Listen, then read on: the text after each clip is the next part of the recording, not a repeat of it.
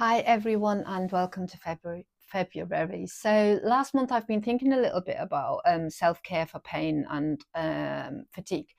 So this month we shall be looking at this just a little bit. So not the kind of self-care that actually gets talked about a lot online, because you see it's all about routines and checklists and the things that we're supposed to be adding somehow to our day.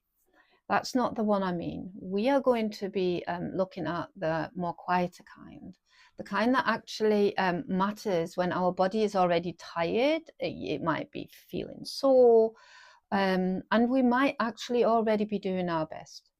So when we live with ongoing pain or fatigue, self-care can start feeling, well, it can start feeling really complicated. It can start feeling really uncomfortable.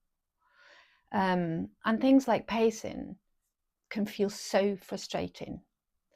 And doing less sometimes brings up guilt, even when we know that is actually what our body needs. Now, a lot of us don't struggle with knowing we should actually rest, okay? We don't struggle with that thought, but we struggle with allowing ourselves to rest without feeling that we're failing. Now, what I've personally learned, and also through people that I do support, is that self-care at our stage of life often isn't about actually adding something new, because that just gets too overwhelming. And it's about noticing when our body's already asking for something more quiet than usual. It's not about pushing until we feel absolutely exhausted. It's not about explaining or justifying your limits. And it's not treating rest as something you have to earn. You shouldn't really have to earn rest. Now, that sort of shift can actually be really, really powerful on its own.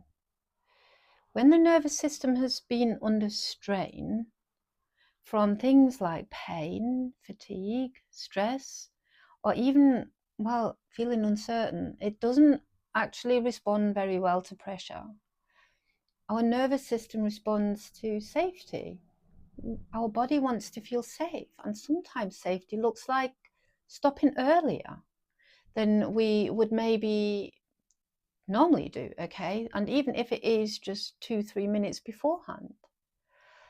It's about choosing not to push on a day when your body actually feels really, really heavy.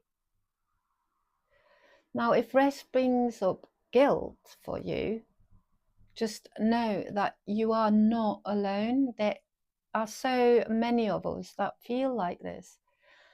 Now, if pacing feels awkward, or even if it feels frustrating, okay, you're not doing anything wrong. You really aren't. These are very, very normal responses when our body has been under strain for such a long time.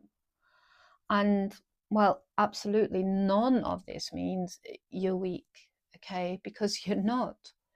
It means you're actually paying attention to your body and what's going on. So if there's one thing I'd gently offer this month, it's that self-care for pain and fatigue it's not about doing more. It's about relating differently to what your body is already telling you. And now that relationship can actually change slowly, kindly, and actually without pressure.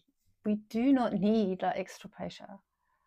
So if this is something you want more space to explore, okay, that's what we focus on in ThriveWell Collective. It's a supportive space for people living with pain and fatigue, and it's centered on pacing, it's centered on self-care and learning to actually listen to our body with more trust. However, okay, so it doesn't matter if you're part of that space or not. It really doesn't. Just know this, that you're not behind, okay? You're not behind. and you're responding wisely to the body that you are actually in. Thank you.